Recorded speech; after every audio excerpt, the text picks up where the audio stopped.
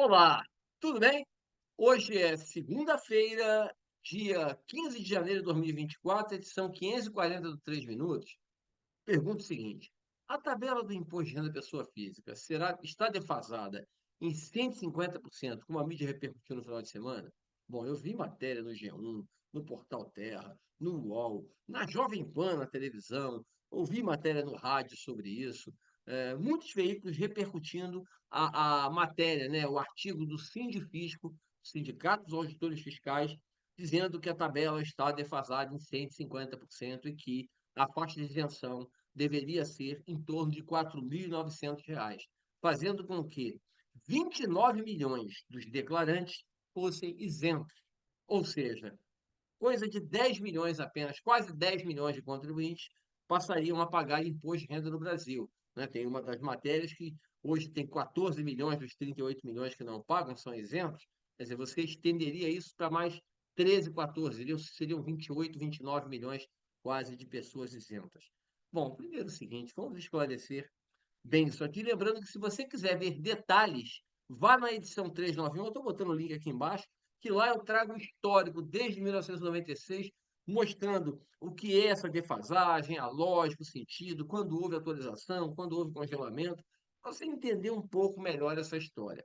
Bom, a faixa de isenção em janeiro de 96 era R$ 900, mas isso representava em torno de 8 salários mínimos, né? Mais de US$ 800. Era um valor irreal, não fazia sentido uma faixa de isenção tão elevada. Tudo bem que o salário mínimo era mais baixo à época, em termos de poder de compra, mas era uma faixa de isenção muito alta para os padrões brasileiros.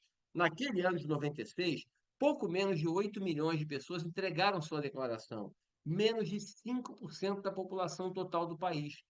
Quer dizer, não faz sentido apenas 5% da população brasileira pagar imposto de renda. Por mais que a gente saiba que seria interessante ter uma elevação, mas 4.900 hoje é impraticável. Bom, vamos entender um pouco o seguinte: se esses 4.900, tá? Seria se eu pegasse os R$ 900 de 1996 e atualizasse pela inflação oficial durante esses 28 anos, do ano de 96, janeiro de 96, até dezembro de 2023. Considerando as declarações do ano passado, em 2022, coisa de 9 milhões e meio, 10 milhões de contribuintes passariam a pagar IR no Brasil. Como eu já falei para vocês, menos de 5% da nossa população, mais ou menos 10% da população economicamente ativa, um percentual muito baixo para você sustentar, né, cobrir os gastos públicos definidos na Carta Magna na Constituição de 88. Bom, o Brasil é um país de renda média baixa. A renda do Brasil é coisa de R$ 3.000 por mês.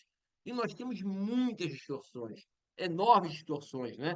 Que a reforma tributária precisará corrigir. Aliás, falando em reforma tributária, até 22 de março, o Congresso Nacional receberá do governo um projeto para fazer aplicar a reforma tributária sobre a renda. E aí sim, nós precisamos ajustar a tabela, remodelar a forma de cobrar imposto de renda no Brasil, mas não é simplesmente elevando a faixa de isenção para 4.900 que nós vamos arrumar a casa.